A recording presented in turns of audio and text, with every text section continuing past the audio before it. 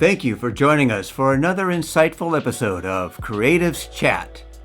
Episode 49, After Show Convo, featuring Ariel. Join us as we chat about who knows what. Our show shall begin now.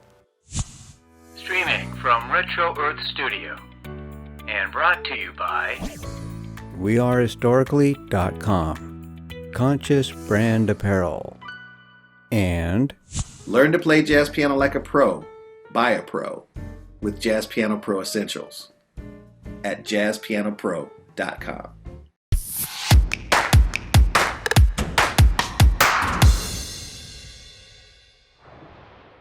welcome back, everyone. We're going to pick up where we left off with Peter and Ariel. So that concept of now, every slice of now is unique, beautiful, and it's the only moment we live in. So how would you describe to others how to stay in this present beingness known as now? Well, the first is that there's nowhere else to be. There is no other option. Fire. There is no other place to be. Now that's just the realness. You know, you cannot not to be in the now, right? No. Now, there are certain things that I do share, depending on, who the questioner is, on ways to really change the relationship with time. Because, we know that time exists, but it's not existing. So it's hard to really bring perceived others into that same framework, that same perspective. But there is one way. I look at it this way. So somebody asked a question about, I can't find the time to meditate. And I don't know if you saw this video, but it was interesting, to say the least. So I said, no. See, when we look at it as 24 hours a day, then it's so easy to be even more mesmerized and hypnotized by the attachment to past, the memory, or the imagination, and that kind of like superimposes the moment. But instead of this, I actually live by the second. Okay, so there's 86,400 seconds a day. Now, if you can dedicate 300 seconds out of your 86,400 seconds a day to paying homage to the being, to the breath, to that which animates the body, which you are not in the first place, then you can really see what the now is, right? So it is our relationship to time. It's the relationship that, not only the relationship with oneself and, who people may take themselves to be, but the relationship to time, the relationship to money, everything is just this interdependent relationship. And so when it comes to the relationship to the now, a little slight shift in perspective can really change everything. I like that. Take it by the second. Take it by the second, really. Break it down by the second, because really, life is by the nanosecond. It is immediate. So our existence and non-existence is nanoseconds. The second is really not so much, but I can't program any of the timers to the nanosecond. I'm looking for a nanosecond watch. I have not found one. But yes. That's and then you great. say, timelessness, nowness. And that's the one thing that is always fascinating to think about as children. In truth, I had this conversation a few shows back with Gary Haskins, and this came up in this knowingness of, when we're children, we're closer to the source knowing because we haven't soaked up as much. We haven't soaked up the conditions that have taken us away from that moment. But, for the listeners, I just always like to express, we have always known about the power of being present. We call it in the flow, in the zone. When you're creating something, when you're playing sports and you're just being. Yeah. And I find that that's probably one of the biggest misconceptions of all spiritual concepts and these deeper truths is again, like the person likes to exclude and compartmentalize and make spirituality this whole kind of woo-woo seeming, culture construct versus Yeah, the the beauty. waviness. Sometimes they say the Om Shanti Shanti vibes. Yeah, exactly. Like, oh, we all have to wear Yeah, robes and paint and right, everything. right. And Yeah. it just goes back to that concept of, or just really the knowing that Mm. it's what always takes us out of the now, of the present, that is the distractions of the temporary that we hold on to. And that really is the root of all disconnect, all suffering. Mhm. It's putting such, how to even phrase it, giving such reverence and focus on the false makes us seem that everything else is, it really is the fundamental origin of delusion itself when you look at it. When we hold on to things that are so temporary and just not real. Like Yeah. someone getting caught up in Mhm. like the stress of work, someone getting caught up in the fact that, their thought is telling them that they can't meditate. It's just like, yo, you can Mhm. literally like, you can, I think some of the most deepest moments I've had, especially after some of those first awakenings in like the baby Buddhahood period, was walking to and from work. Was just like, that was probably like my deepest spiritual practice, because it was just witnessing like every tree, every color, every blade of grass was just like just completely being here and now. And then when I got to work, I was just like, oh wow, I felt like I was just like sitting for like 3 hours. Wow, I'm like fired up. Let's go. Yes, yes, and it's like you've never, in a way, I kind of gather from the way you describe it, really just it's like this is the first time I've ever walked. This is the first time I've ever seen this tree. And even if you do the same walk every day, it is all new. Everything is new, right? Well, that's where you get in Transfigured. the metaphysics aspect of it. It's like, well, technically Mhm. everything is getting destroyed and created all the time. So this is where you got to That start, part. you start digging deep. Just like, okay, so creation, destruction every second. Yes, So what's yes. stopping? And this is why I always like to encourage people, and especially the listeners, is your whole life can change in a breath. All it takes is a moment to fully tap in. Yes. Just let Just go. like this. Yeah. Yeah, letting go. And I think when it comes to um, our childhood, how you said Mm. so beautifully that all along, this is something that is deeply known. It's not that with awakening or with self-realization that it's adding on something new, but it's that which was really known that was covered, whether it's with psychological time, the attachment to Mm. one's knowledge and beliefs about oneself, of things that have been accumulated over the years, whether it's the attachment to that or just the attachment to just identity overall, really same difference. It's not a matter of adopting more ideas and Mm. more things to fix oneself because we cannot be fixed, right? Yeah, because then we have Yeah, to assume that, and that's one of those things right there where it's like, yeah, to be fixed, you have to assume that something's broken. You have to assume that right. something's wrong. Yeah, nothing is wrong. But in stopping and of course being able to see what is here now and Mm. facing, I call it facing oneself directly. Of course, we are the self. All is the self, but on an individual level, when somebody needs to face themselves directly to really turn in and see, okay, what is my relationship to these ideas and beliefs that I'm so attached to that have come from the past? Mm. Where did that come from? And not psychoanalysis, because psychoanalysis just goes round and round and round and round and round, but it's mainly direct seeing of turning the light of awareness inward and without Mm. judgment, and that light of awareness will allow that which is false to fall away Mm. naturally. I feel naturally on its Yeah. own. Yeah. And even to expand on that, I find that one of the more powerful kind of human components that we can actually utilize for this aspect, because I see human beings as such an expression. I mean, everything is an expression of love in totality Mhm. of things, but the human being has such a capacity to love and heal and transform, just like Earth. That's where I find that the ability of forgiveness, the capacity to forgive, is ultimately one of the greatest tools to help us really heal in this level and to let go of those conditionings, forgiving others, forgiving ourselves, and truthfully forgiving the delusion that has been set upon by society. Like, that's just been refueled over and over. It's just forgiving everything. And ultimately, I mean, this is when I find that when we get deeper into these concepts, less is more. It's really just a letting go.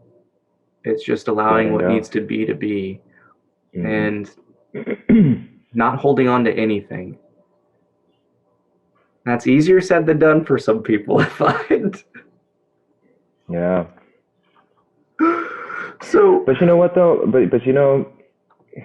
if it's all done with oneself, then that's I always say it's all that has to be done, right? So in order to forgive others, all you have to do is, like, I don't necessarily believe in, I know this may take some people by shock, but I don't really think that there's any such thing as forgiving others.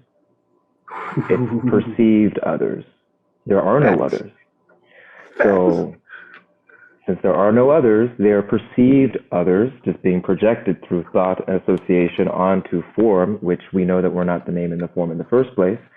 So then all it boils down to is forgiving oneself and forgiving the image that's held in mind of others, forgiving the image that's held in mind of this or that. And through really forgiving, and this is the key thing. It's the same thing as what you said, is letting go. That is forgiving.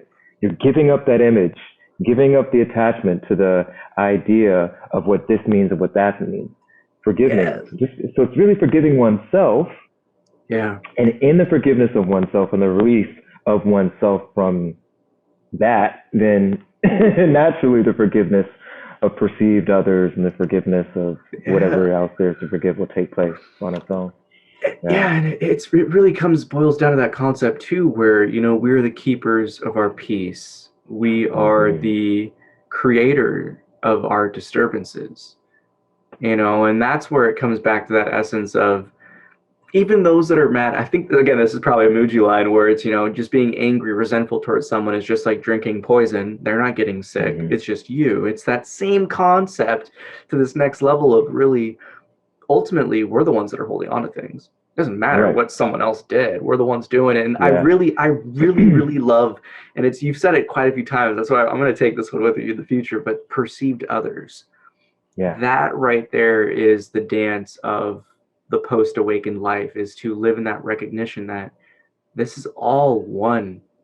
This is all an aspect of the one.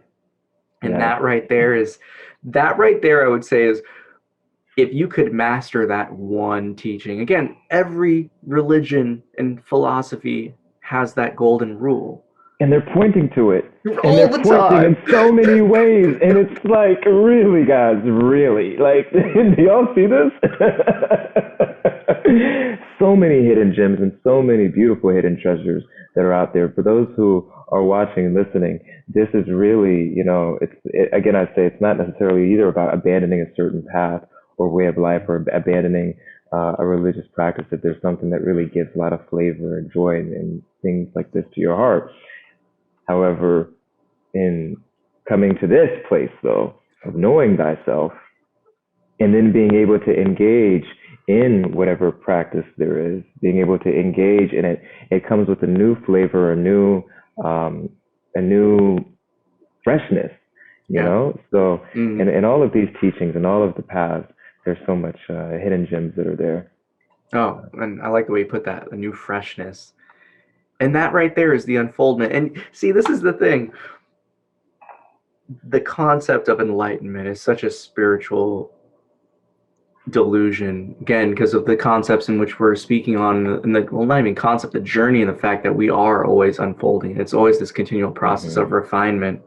That right there, it's like a video game, right? Every time you have a new recognition, every time you heal the wounds of the heart, every time you come deeper into the self and source knowing, another aspect of the map gets revealed to you. everyone's playing the same game, but you're just like, you guys don't see that jungle gym right there? You don't see, you know, like, Yes, yes.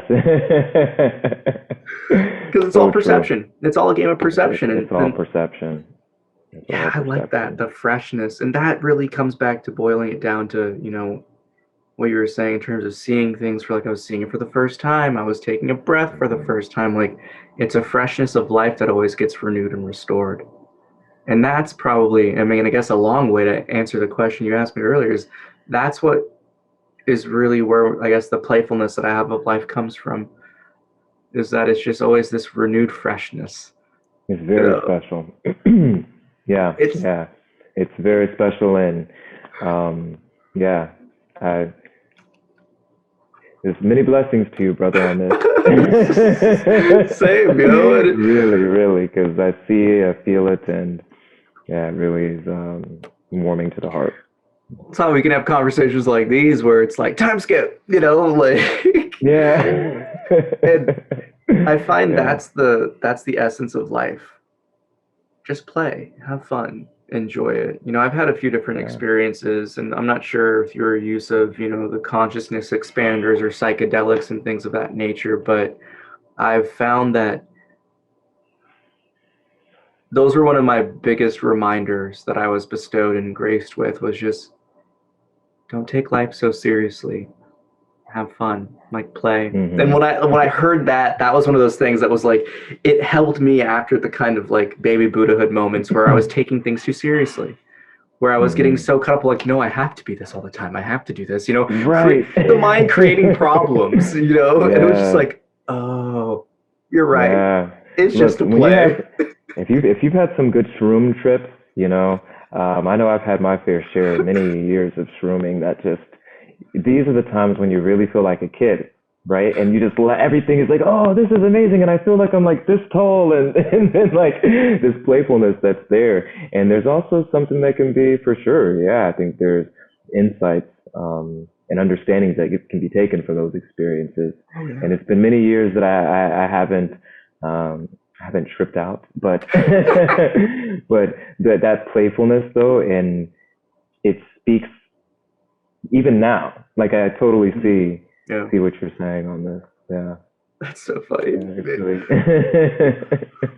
Well, I mean, bringing it back to the nature aspect, how did Mhm. you do your survival training?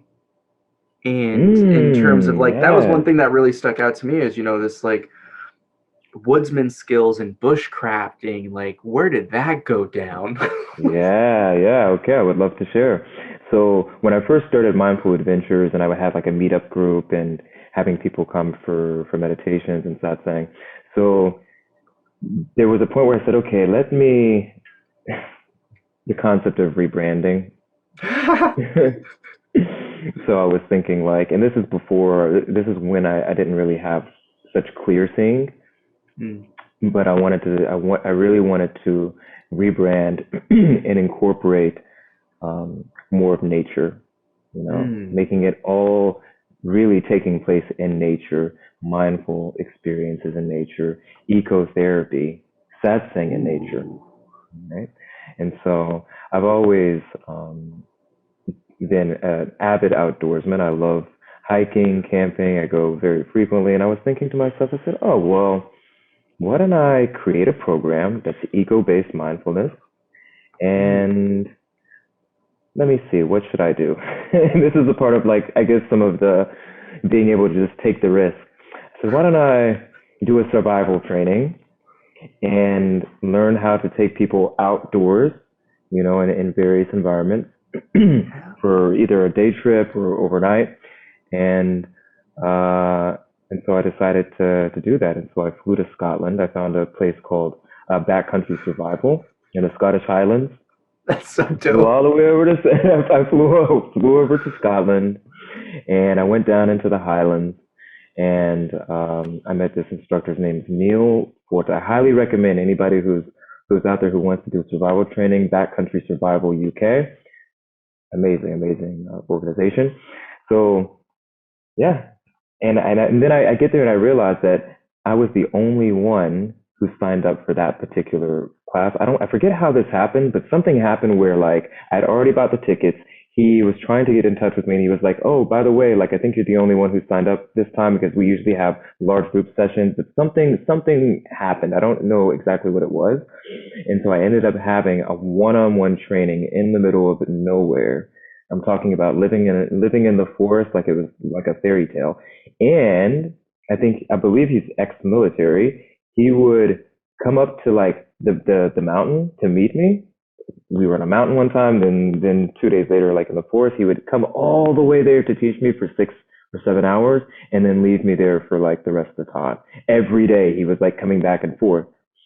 So yeah, it was really an experience, and yeah, that's a long story there to answer your question, but that's I how mean, talk about solitude, though. That's a time to really immerse yourself in nature. That must have been an yeah, immense experience. it was tremendously beautiful. Really, that was also satsang. That was a part of the satsang for me.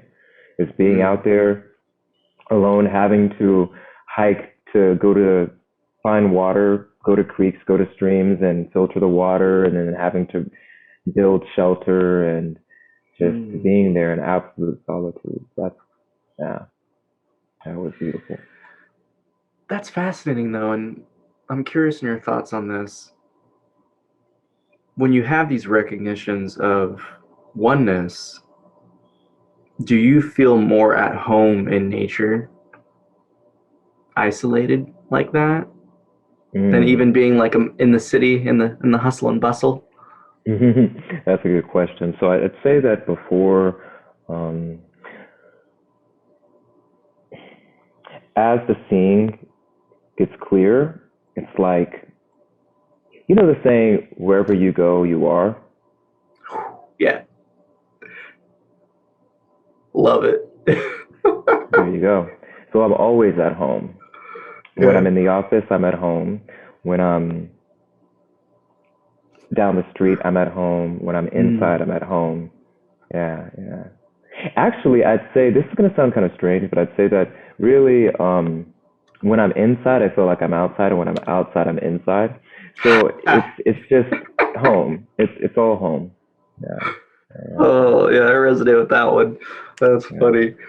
Yeah, it's always a different type of trust and playfulness in life Mhm. when you begin to see things for what they truly are.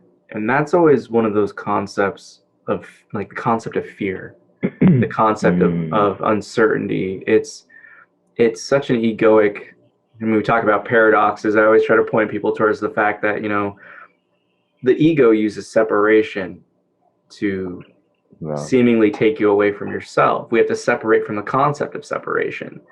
And when we get to experience life in this effortlessness of being, there's such a profound trust because there's no fear because you know you're it. You know it's here to support you. Why would you not want to support yourself? And this is where everything comes right. into, everything is grace. And that Yeah. right there is probably one of the hardest things for people to not only accept but to see, especially because like Yeah. the human experience is filled with suffering. It has suffering ingrained in it, but again, suffering is a choice. So for you, how would you express to people to kind of let go of the fear and uncertainty and embrace what life is presenting you?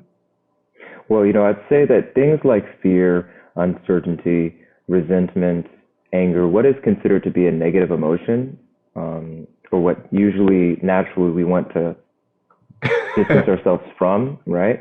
These are Yeah. things that really, in real talk, these are things that create some very unpleasant experiences that we call suffering. Now, in there being a division from within, being against these experiences, being against the fear, being against the anger, being against the resentment, being against the shame, whatever it is that's arising for anyone who's listening, anyone who's watching, whatever's arising for you is as equally valid and acceptable as its opposite. And so by clinging to just one type of experience, then this actually reinforces the division that really it's just about stopping and facing it directly.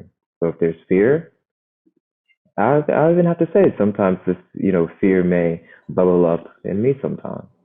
Yeah. Yet and still, this is why vigilance is required, right? But Mm. those are the opportunities to, okay, what is here? What's behind it? I see, it's just me, all as the self. Now this becomes over time. I know it sounds easier said than done, put it that way, but it's really about bringing that into wholeness and acceptance, and then this is how the alchemy really works, right? You can transmute any of these things into the beingness. Yeah. And then you see that it doesn't really stick. It's mainly the belief and the associations that we hold and thought about these emotions and these things and the suffering. It's that is reinforces the suffering rather than, seeing that it comes and goes. Oh, beautiful. Beautiful. Love it. And there really is no limit to how we can use these temporary happenings as an opportunity to uncover more aspects of our nature. I find that that's always the most healing thing, because it's people get so caught up in the esoteric aspects of life, like, oh, you're a spirit embodied, it's this flesh, it's this dense physical, it's this energetic physical. It's like it's all one. Yeah. It's all one thing. And everything's the affection of our attention is really whatever we want to create with this reality. And that's the concept right there of like really accepting fear and embracing fear. It liberates us from it. Yeah. And so I feel like, again, that's a paradox though, right? Because we resist it, it causes tension, but in truth, it's like, it's almost as if you're swimming, right? And you're running out of breath and you start to panic and freak out versus just continuing to swim to the surface. Yeah. But then once you get through it, you're like, oh, wow. Oh, you're that like, was it. Yes. Still waters, clear sky, right? The clear skies, it's there. Yeah, but I'll say this, a little Zen analogy. We hear about the clear sky, and you see the clouds. The clouds are always coming and going, but the sky is untouched, and so too awareness. Yeah, so by facing, like you say, by facing these things, with acceptance, this is really allowing oneself to burn and process what is there, and you'll come out unscathed. It's just a matter of, like you said, just keep going and go up to the top of you. Oh, okay, I'm alive, right? You go all the way up to above the water, and if you feel like you're drowning, just go up and you take a breath of air. So that was a subtle point right there where it's, ooh, I'm alive. The imagination can be I love the mind and the playfulness of it, because it's the perfect antagonist to kind of get us to overcome and recognize these deeper truths. Because it always is creating a lot of randomness. I think that's tricky. Right. I like to akin it to the Native American fox. It's cunning. It can be a trickster though, but it's a great teacher. And that's one of the biggest things that always resonated with me was recognizing. See, this is what I'm curious of. So I don't know if you had any experience, because again, I like how you put the fact that this spiritual development, this unfoldment, seeing the self has been an experiment.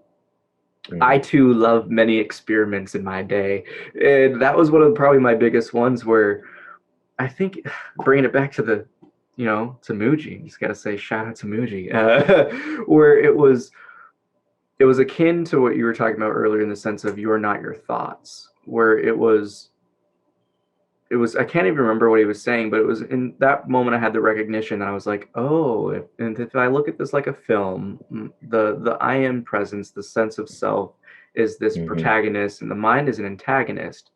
Yet you can't have a really good movie without a good hero or villain. So what could my mind be kind of trick me into that's causing me to play in this game of self-sabotage?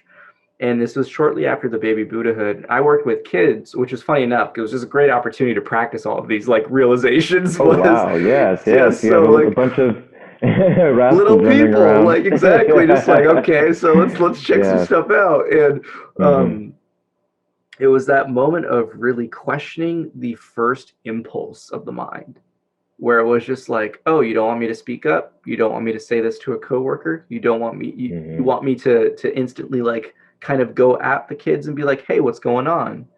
Let's just observe. Let's just speak up this moment. Let's do the exact opposite. I did that for like a week, like Wow. straight up, like a week straight. Every time I had that big urge of like resistance and tension, I was like, do the opposite. Right. I'm gonna go in here. Life was dope. Life was so awesome. Like so many unknowns wow. and happenings happened. And that was where I was thinking like, oh, wow, I just proved my mind wrong. Literally. So I was like, then it got me just thinking, well, what else is it trying to kind of like hide me from? You know, like Yeah, what is I mean, it? these are that's courageous, really. It's in those moments of making like a conscious choice Yeah. to shift things in a different direction. And yeah, I think that's also important. And there's also opportunities to go deeper in these cases, because sometimes it's like, especially once people start to get familiar with, okay, I'm going to go into inquiry and let me question where is this coming from, and then even go deeper. Who is the questioner? Right. Right? And then just peel it, just keep peeling, and then you say, wait a minute, the fear that was there, or the cunningness of the mind in which it was taking me here and there, you know, even though we are not only our thoughts, you could also say this in the opposite direction as well, is what is not you, right? So once the say, you know, so it really, it's either, I don't want to say it's all or nothing, but total, right? Total. So even if fear is there, it's not like, oh, I can never be afraid. It's like, oh no, I can play with this a little bit. I like how you put it, really, just playing with it and being like, okay, I'm just gonna do the opposite, see what happens, you know? And then that's how you can really see this dynamic play that's arising within the self. Well, it was sparked by the statement you made of the alchemy of transmutation. You know, that alchemy of transmutation, transformation, it's that process of, as mentioned earlier, refinement, going deeper. And this is where I can actually probably, this is where, you know, the audience may have heard this one a few times from me, but, you know, life kind of has these phases of evolution where, you know, you're caught up either on the seesaw personhood, right? And you're on that roller coaster of life, experiencing the highs and lows. And then it's kind of like you take it to the next level of being like, well, what is the I am in which the seesaw is on? What is this fulcrum? You know, and then this is where I'm excited with you, because we can take this to the next level. Because again, like I can't really have these types of conversations with too many people where it's like, okay, let's go even deeper. What is the ground of being in which the I am is even sitting upon? You know, and that's just like this play of life where I'm like, oh man, I love seesaws. It's such a great analogy. This is a good one. Yeah, yeah. I'm gonna have to write this one down for Saturday. No, I'm joking. This is a good one. Yeah, and the ground in which all of that is appearing on, the ground of being. Yeah, it's such a fascinating journey, and that's one of the reasons why I really hope that people can just continue this process of inquiry themselves. Because when you recognize what you're not, as you put it, you see everything in which you are. And it's everybody. It's everything. Everything. Truly. So I'm curious, in terms of the practice of self-inquiry and your beingness, how have you been able to integrate this into your divine wellness workshops to help people? Question. Yeah. So currently, I didn't mention this before, but when it comes to the eco-therapy, the eco-based mindfulness, and the workshops and things like this, so I actually haven't done anything really with the woodland skills certification in bushcraft. It doesn't mean that I'm not going to do something with it, but the Rona, you know, the Rona, right? The Rona, and also there's been a little situation here in Israel that is waiting for the security situation to lighten up a little bit. Even though I am going to be hosting a workshop in the next month called the Divine Witness Workshop, and this is I'd say a little bit of inquiry, a little bit of Zen, a little bit of dance, a little bit of Tao, really creating a space um, for some deep inquiry, and also to open the hearts and minds, or give share with perceived others the tools to be able to clear their head, open the heart, and then we get into satsang. Because usually, what I found with satsang, and I don't know if you also noticed this, but when like certain types of people, really, a lot of people aren't really ready for satsang, right? Yeah. Yeah, And, you have to and it's really, hard really to, love self-inquiry. you have to either love self-inquiry or have cleared up enough space, or have opened up enough to take the step. Yeah. Right? Because when you start to get into things like, oh, well, I didn't know that I didn't know that, then this is where like fear comes up for so many, and the grip of identification with name, form, with story, it gets really tricky for many. So the Divine Witness workshop will give the opportunity for some space to open up, and then we'll get into satsang a little bit later on in the workshop. Yeah. Well, I love that, the different components of kind of readying the body through dance and movement, allowing people to kind of get those, I would even almost say like the excitement energy, because it's really like it's the heart just gets so excited when it's in these moments of opportunity, but that can easily be transformed by the mind into like anxiousness and and anxiety, where it's just like, no, just let it out, get everyone ready, get everyone flowing, and then prepare it's a nice little ritual. I'm very curious how that goes. I'm excited though. That's super fun. Like, it's going to be great. I'm going to be sharing a mindfulness method that I've created. Ooh. And it's, we'll talk one-on-one on this one. Many have been going through this method, and for the first time ever, they realize, wait a minute, where's my mind? So I want to get into the workshop. And when the mind is silent, it's like some people just get really tripped out, like, wait a minute, okay, what kind of hocus pocus is this? And I'm telling you, well, you're not your mind. You see it now. So in just creating that space, for some silence there, so many don't even realize that it's possible, that there's mind and no mind. So that's in terms of the workshop. And then you had also asked us, I feel like you were asking in general as well, like what are the ways that I apply self-inquiry to what I'm doing? So now it's just, the IGTV satsang, people send in questions via the website, through Instagram, and then I respond. Or I allow the response to arise naturally. So that's it. Yeah, that's it. It's a beautiful process of, again, it's this healing journey in which we're all on. And when one of us can shine the light of truth of our beingness, it's just naturally the law of attraction is just gonna start to play. And that manifestation is just gonna continue to be that understanding of that everything is abundance if you allow it to be for yourself. Wow. And this is that's so powerful. This is why I'm like, I'm excited we tapped in, because there's so much more to dive deep in. I almost wonder, so much more to dive deep in. Well, that right there is in terms of your own journey. I guess you would say, what are the kind of future projects? What's the kind of future project that you really want to create as things kind of continue? Because like to me, the ecotherapy just sounds so dope. Like that sounds so fun.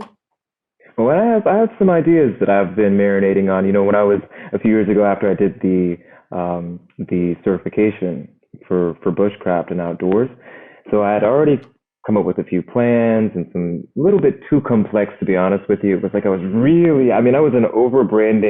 rebranding mindset. So it was like, oh, it's going to be this and it's going to be that. And no, but I had to kind of tone it down a little bit. So now it's just staying as the self, and everything is arising naturally. So I don't really have a lot of plans. I'll Yeah. put it that way, and it's good. It's good. When I see there's an opportunity to initiate something, then in that moment I act, and then I allow it to unfold. I allow it to blossom. But to be honest with you, for those who may be watching, I know it sounds kind of strange, but no need to plan. There's a little bit of planning, just the right amount, but I don't have any big goals ahead. I don't think. I think that's probably one of the more difficult things for people to comprehend and wrap their mind around. And that's where I always like to suggest just let go of the imagination. It becomes Yeah. such a friend to us in our youth. But in truth, the moment we let go, we recognize that the mind is limited by our knowing. The only way we really tap into that creative flow is just to dive deep into the unknown. Yeah. Allow whatever needs to be. Like, I know, like, when you say like you plan enough, it's like I consider that almost like we have the aspirations in our heart of what we want, of this experience, of the beauty of it, but it's not like some construct where it's going to be some expectation that can be shattered. It's allowing life to Right. kind of flow through and express itself, and just know that you are God and goddess of manifestation and creation. You're going to do it. You are life. Like, there you go. And you know what though? There's something that you just said that brings up a really strange conversation that I had with somebody a few weeks ago at the same bookstore I was telling you about, the metaphysical bookstore. So I'm pretty close with the owner, and you know, you just said, well, sometimes the imagination and the aspirations, they can be so big that you can you may be setting up oneself for disappointment or something to this. That expectation, right? To be shattered. The expectation to be shattered. So the shop owner says to me, he says, well, Ariel, how's your registration going for your workshop? Now, this is on this day in particular, there were some feelings of, I was like, I don't know if I'm going to have this workshop. You know, there's some security things going on, and the registration's been a little bit wavy. Some people had to cancel, some re-registered, so on and so forth. And I said, I'm going to move forward with it. I'll see what's going to happen with, you know, the security out here, but when it calms down, I'll have to like reschedule it. And he says, good. He says, even if just one person shows up, move forward with it. And I said, yeah, that's the plan. That's what I'll do. So then I'm paying for the incense, and he looks up and he says, why do people say to think big? What does that even mean? And for that moment, it was just like just this. It was almost like something was speaking through him, which that's always the case. But but it was like, and I sat there and I was thinking to myself, yeah, what does it really mean to think big? And then we started to, you know, share a little bit about how that could be very dangerous, and that sometimes thinking big, well, thinking is the problem in the first place sometimes. And if you don't know the I that you are thinking from and the I that you are speaking as, then this thinking big can just run into lots of disappointments and reinforcing, you know, the false sense of self. Yeah. That is just the disappointed one, right? When there's really nothing to be. Sometimes disappointments may arise, but we don't need to.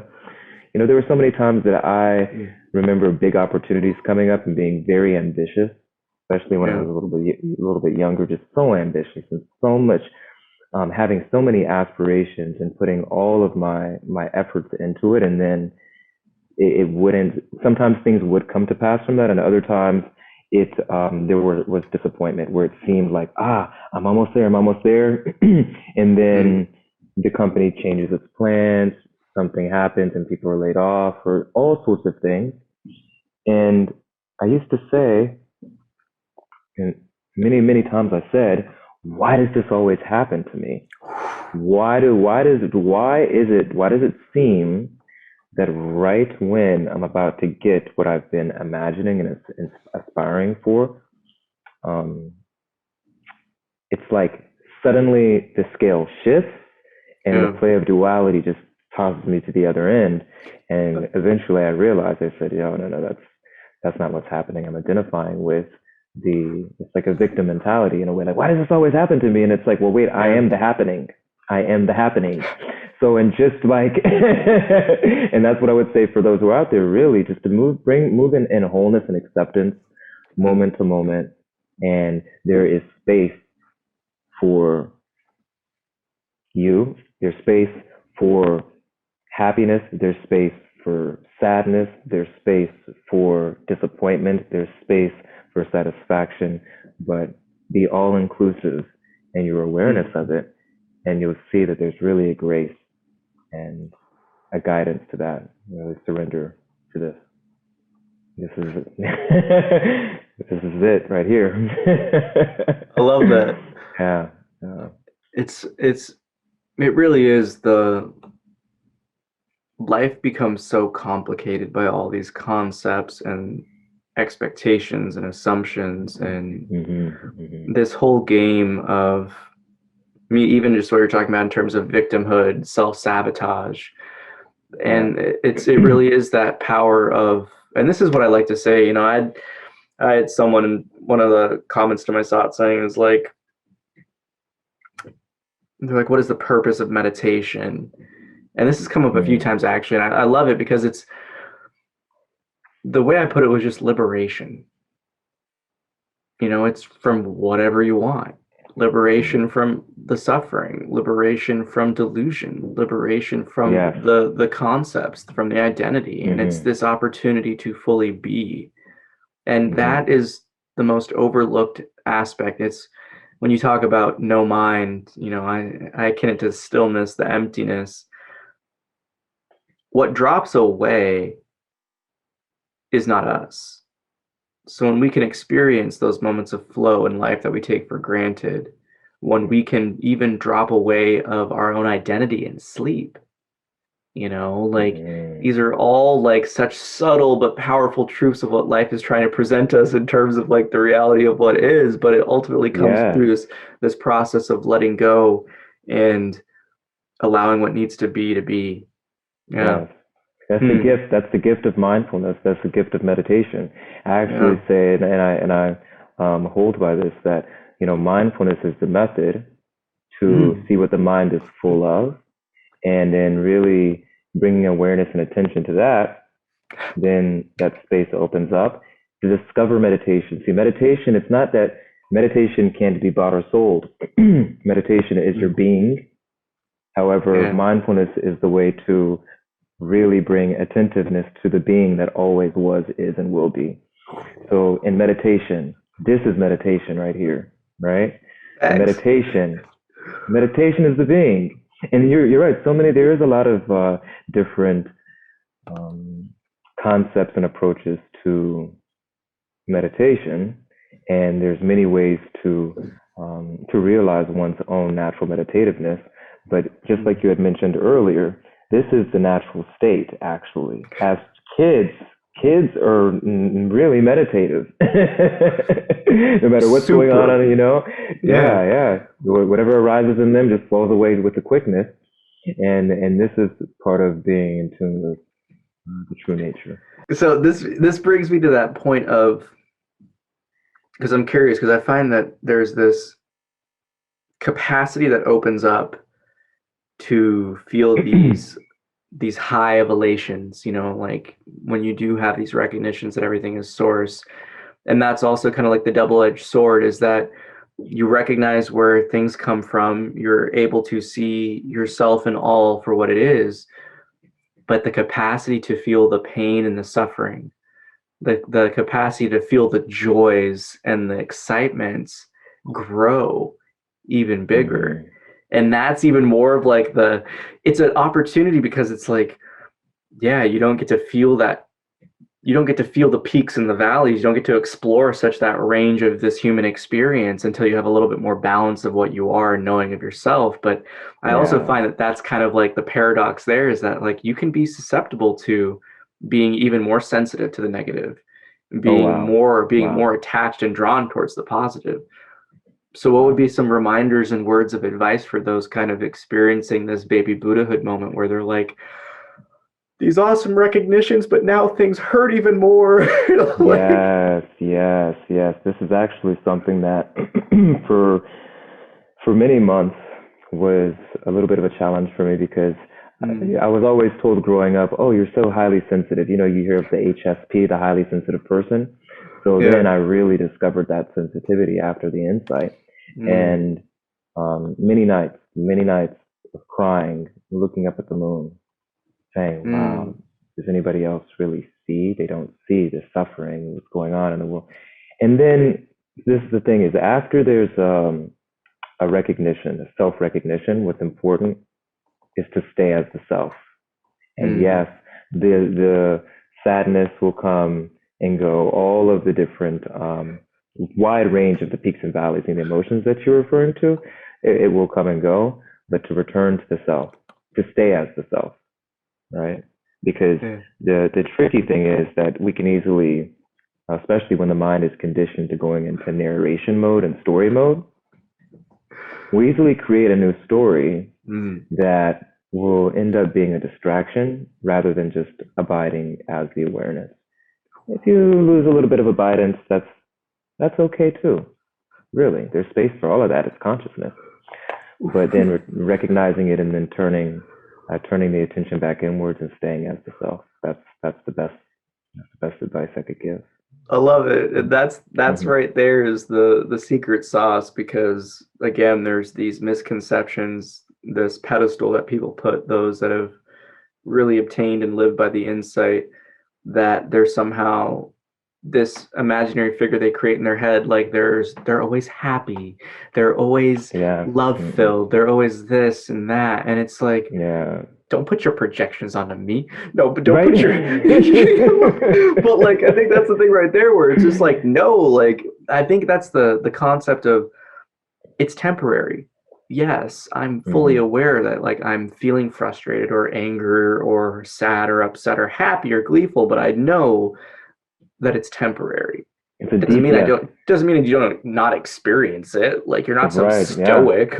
And it's a deep inner knowing. And actually, to that point that you mentioned about being stoic and this is that there is many opportunities to also fall into the trap of what they call spiritual bypassing, right? And this is a very real thing. So when it comes to, especially as one deepens in the self-recognition and the insight, that when these things arise, it's not even about, oh, well, now it's my newly recognized self, I will use this technique and just abide as the self to avoid it. There is, at this point, for those who are deepening in this, you should know, please believe, that there is no running and hiding. There is nowhere to go. You will not be able to hide from this. So the spiritual bypassing that seems easier before that type of recognition becomes tremendously difficult afterwards. If there's really, before and after, I use that term loosely, but don't run. If there's suffering, then allow yourself to fully feel what you feel. And if it turns into despair, I truly understand despair for the suffering of others, perceived others, despair that's, for the suffering that's happening in the world. Process it, feel it, be total in it. And then in that, there's a release. And just abide as the self, stay as the self. The self has space. The self has space for that. That's the thing. It's the belief that you can't hold that is like, wait a minute. I say there are no holders of space. You are the space. It's just in trying to hold one aspect of that space, then the suffering is actually just creating more division. So process and then return to the wholeness. Bring in the wholeness. It's like it's like a glass of water in the ocean and fixating on the fact that there's water in the glass, but there's water in the glass. It's like there's all water in the glass. It's like you're in the ocean, bro. Like, the ocean, the sky, the trees, everything. Yeah, that's beautiful. I like how you put that. Well, I just want to say thank you so much for coming on the show. Thank you very much. It was beautiful. Oh, it really was. And listeners, I just want to say thank you for watching. Roll the outro. That concludes this episode of Creatives Chat. Thank you for watching. Join us every Thursday at 3:33 p.m. Pacific Daily Time as creative minds get together and chat about who knows what. View more episodes on our YouTube channel. Don't forget to like and subscribe. Thanks again to our sponsors for making this show possible. Thank you, We Are Historically, for your conscious human apparel. Shop online at wearehistorically.com. Hi, I'm Darius Wilrich. I'll teach you everything you need to know about playing jazz piano like a pro with my 12-week online video course and downloadable guidebook, Jazz Piano Pro Essentials. Enroll today at jazzpianopro.com.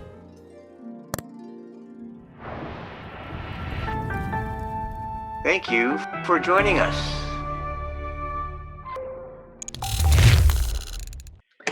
Oh, and what a lovely after show, Ariel. Do you have another blessing for the viewers? I do, yes.